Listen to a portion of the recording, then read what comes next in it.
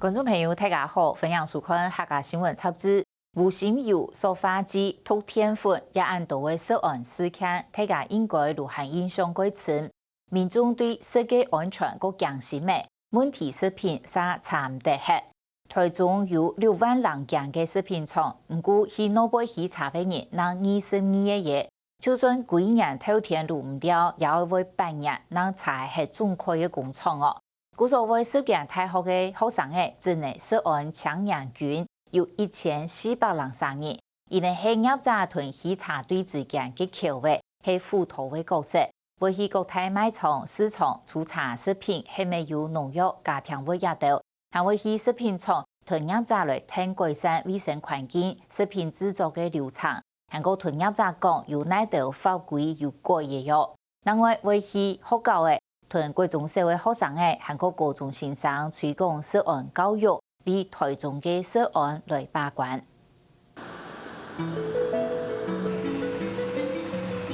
商品生产环境、源头嘅资料都会彻底查清楚。台中市稽查人员到上年一年要稽查源头食品厂嘅管理，就会把国检。我们台中市有这么多家的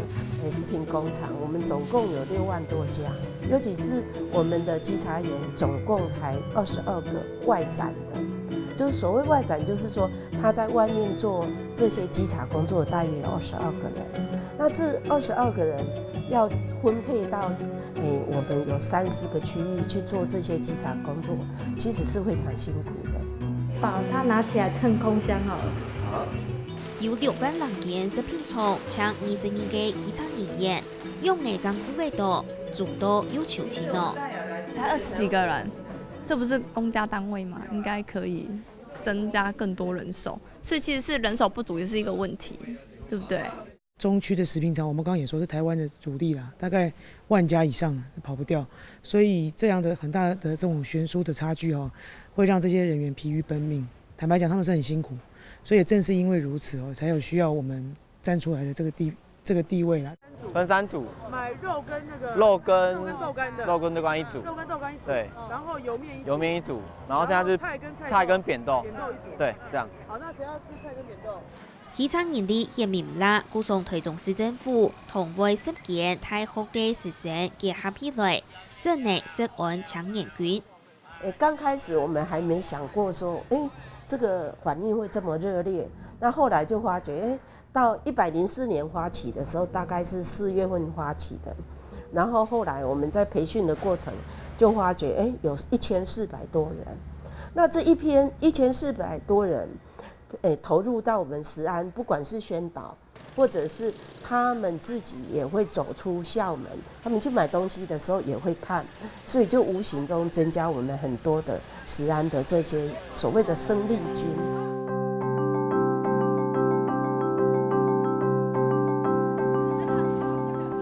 仲係對中國醫藥大學應用呢嘅亞大學生嘅同用飛題副教授，今年嘅應付愛去市場買盤，為檢測食材有農藥殘留，含個違法嘅食品家庭溫膜。看一下，其實有些就是在這種包在裡面地方比較容易有一些殘留，還有一些土啊什麼的，所以要去確認一下。新疆菜會有？新疆菜有可能會有，而且它跟這個小白菜是類似，它是中間包在裡面。一條涉案搶人群，看同時嘅外表，顯呢涉一條，同有可能有問題嘅商品偷出來。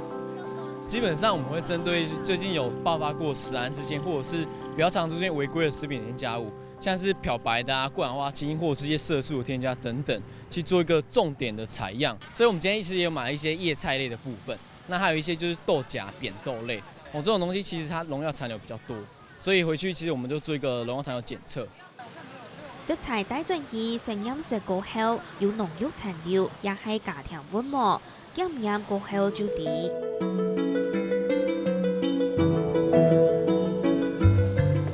就是以它是空白组的話，它是這麼的藍，那代表如果其他顏色比空白組還要淺的話，代表它裡面可能會有農藥的殘留。是的。所以最有可能是青江菜。青江菜，对，是因为我们会看它成色反应嘛，如果它的橙色反应是真的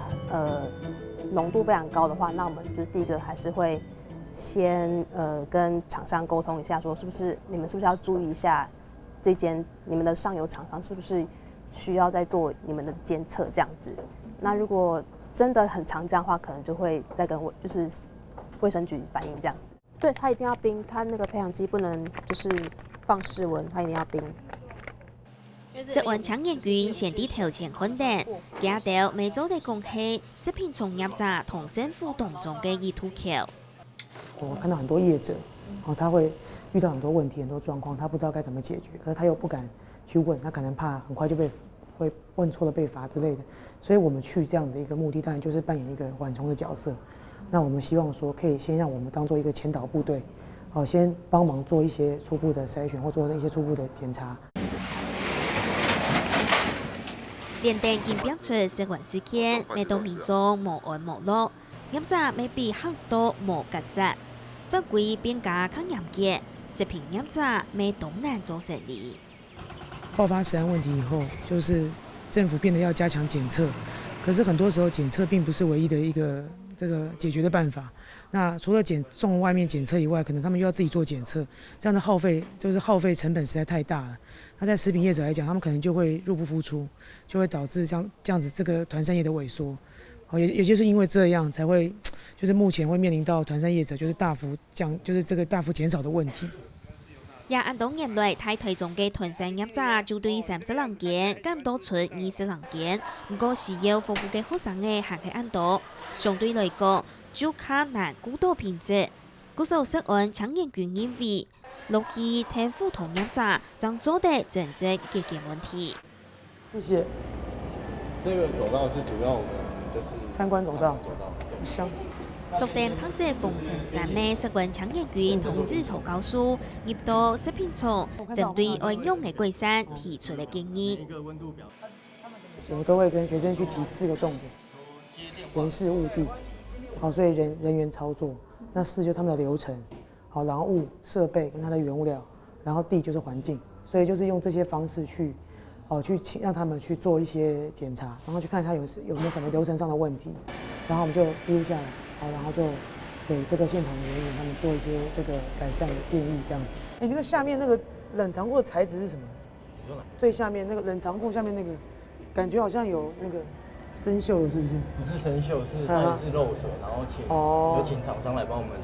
補那個漏水。是。可以借由他們，比如說定期的來跟我們做交流，那我們可以知道說，當今現在它有一些法規上也好，或者是一些那個食物的產品上的一些元素，因為這些東西是比較學術性的，那可能對我們本身師傅他們比較專業性，可能就比較缺乏。那如果知道這些學術性的，再加上我們的專業的話，那我想應該就是會讓顧客可能更安心這樣子。正食安搶驗員也到進入過後，可能會係應用時嘅學生嘅，未做得參前去了解食物，對相關嘅知識，未會還卡有觀念。就是現在在法規上面變成說是，好像是政府一定是第一步的，那我們就是變成說是政府以外的一個那個督促的能力。但是其實我們當做工廠參訪，其實我們是主要看他們的廠區。因為其實一開始食品就是出去的第一步，就是先預防它有任何感染，所以我們就是先看他們廠區有沒有就是整潔乾淨，或是符合規範。其實我覺得，像我們營養跟食品一定要結合。為什麼？因為我常常會覺得我們營養就直接吃了嘛，但是我們吃的東西是食物跟食品。那當我們的教會人民怎麼樣選會就是好的食物、好的食品，那這些東西都是安心的之後，那我們才能夠吃得放心。對，所以我覺得這是加入食安青年軍，就是結合食品，對我身為營養師來說是一個非常好的一個幫助。他的手 ，key point， 他的手沒錯，他的手有沒有？他戴一些戒指、項鏈等等，非常的漂亮哎。但這樣做起來，食物如果細菌培養起來也很漂亮。主題副同研頭創上，食安搶驗員未行業報告，從1日起到味道中學開食安課程。甚至嘅係平常時啲講台學講課嘅研頭先生，1日係換做學生嘅。食品检验局到亚头先生用的来检测，接接为食的台面、药片、投资品亚头，看有无照规矩，并到家庭温模，端正系检验出为行动人的结果。火锅料我其实很少买耶，因为就觉得有色素，像鱼板那个都有色素，那个我就不太喜欢。对，然后豆干有一些如果看起来很黄的那个我也不会买。对，然后面条太白的我自己也本身也就不会买。对，所以像今天检测面条是黄色的，就想说以前也不知道吃了多少了。最惊讶可能就是一些我们常喝的茶叶的部分，对啊，因为茶叶的部分其实大家喝的量也是蛮习惯在喝的，对啊，然后但是测出来有些也蛮多的，是有点惊吓。食安教育系食安检验局推广嘅重点，透各种小学讲均衡饮食嘅概念，去到高中就同时间共用嘅来做快速检测，安尼食安教育就连接唔到食农教育。像我们去年是去像是国小，也是台中市各个国小这样子。那我们去讲的时候，主要就是像一些均衡饮食的概念一定会带到。那其实我们就会进入到一些现在比较夯的议题去做一个快筛，比如说农药的快筛，因为现在很多就是大家会很担心这些，比如说有机的食物还是什么什么有包装的食物，到底有没有农药残留？那这点就很重要。食品卫生安全也好，或是食物的品质也好。其实食农教育是一个基础。我看过很多国外的那种营养午餐，那个薯条做的像鱼，热狗做的像别的东西，就是食物已经不是它原本的样子。可是我觉得台湾这样做的话，最好的方式就是可以让他们了解食物原本的样子，之后他就会去选择原态食物。那这也是我们目前是最希望能够去宣导的，这样子。所以我觉得这是一个等于算是一个食农教育的延续。成立为2年嘅食安检验局，天天呢未得到民众嘅反映，未有业者認證要為其他島來聽輔導，公眾嘅環境未改善當多。我们刚去的时候，就是老实说有点像仓库，就是很杂乱。但是其实如果是一间工厂，它其实不应该是这样子。那经过我们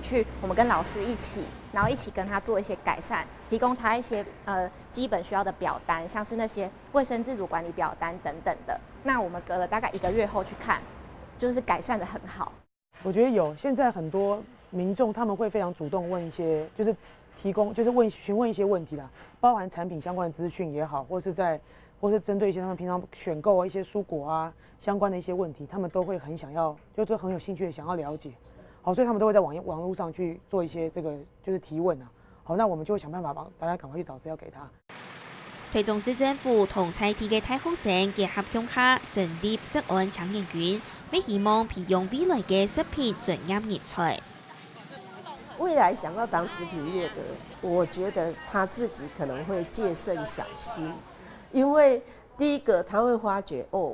卫生单位其实有这么多的我们所谓的法规的限制，他也比较不会去误用所谓的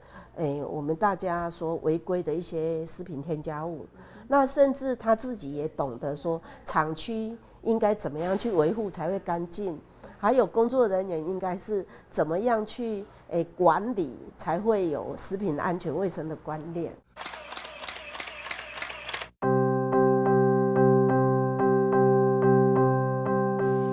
面对现实渔場業力唔拉嘅大問題，台中市政府未按順對今年新嘅漁師會增加50嘅漁場業力。再溝通1400人嘅食安檢驗局聯絡起來，會對源頭嘅業者輔導食安教育到漁場，就做到清好清楚切。